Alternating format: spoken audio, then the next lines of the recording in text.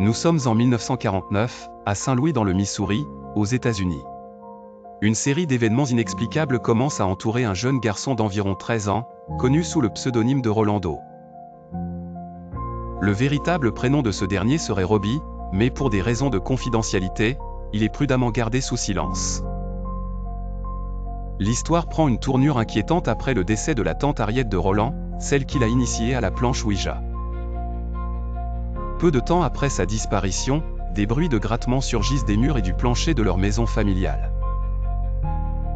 Les meubles se mettent à se déplacer d'eux-mêmes et des robinets se mettent à couler seuls, déclenchant l'angoisse. Très vite, Roland commence à manifester un comportement étrange. Il devient agressif et sa voix, normalement douce, prend un timbre grave et inhabituel. Des objets tels que des lampes et des chaises volent autour de lui.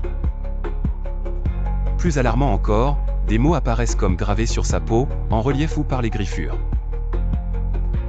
Inquiets, les parents de Roland, de confession protestante, font appel à un pasteur luthérien, sans grand succès. En désespoir de cause, ils se tournent vers des prêtres catholiques.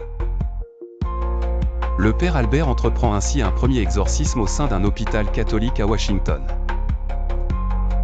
Hélas, la séance dégénère lorsque Roland parvient à arracher un ressort de son lit, blessant gravement le prêtre au bras. Cherchant une solution, la famille déménage temporairement chez des proches à Saint-Louis, où plusieurs prêtres, dont le père William Bowdern et le père Walter Halloran, s'attellent à délivrer Roland. Les phénomènes effrayants continuent, le lit tremble violemment, Roland lévite et des odeurs nauséabondes sans origine observable envahissent l'air.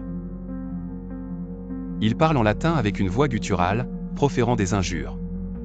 Sur sa poitrine, les mots hospite et elle apparaissent de manière inexplicable. Finalement, après plus de 30 séances d'exorcisme, le 18 avril 1949, Roland, dans un cri désespéré, prononce « Satan, je suis Saint Michel, je t'ordonne de partir ».